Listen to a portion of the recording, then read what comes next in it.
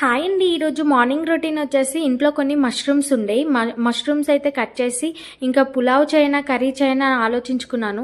పులావ్ అయితే ఇంకా రైస్ అన్నీ కూడా వండాల్సిన అవసరం ఉండదు కదా, పులావ్ అయితే ఈజీ అయిపోతుంది అనేసి పులావే చేసేసాను. ఇంకా పులావ్ కూడా తినక చాలా రోజులు అవుతుంది కదా అనేసి పులావే చేసేసాను. అది కూడా స్పైసీగా చేసుకున్నాము. ఇంకా ఒక పక్క అయితే దోశలకి పల్లి ఇంకా పచ్చిమిర్చి అయితే ఫ్రై చేస్తున్నాను. ఇంకా అది అయిపోగానే ఇంకా స్టవ్ ఆఫ్ చేసేసి ఇంకా అంట్లు ఉండే కొన్ని ఇంకా అంట్లు కూడా తోమేసుకున్నాను. అంట్లన్నీ తోమి వచ్చేలోపు టమాటాలన్నీ ఇంటి నిండా చల్లేసింది. ఇలానైనా చేసేదాన్ని నా బిడ్డను కసిరించుకున్నందుకు మొహంతా మార్చుకొని కూర్చుంది.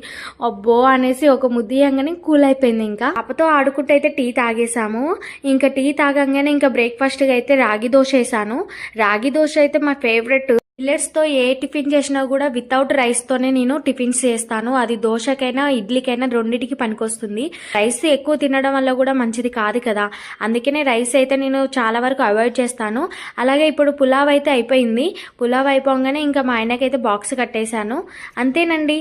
ఈ వీడియో కానీ మీకు నచ్చినట్లయితే ఒక లైక్ చేసి సబ్స్క్రైబ్ చేసుకోండి. Until then bye.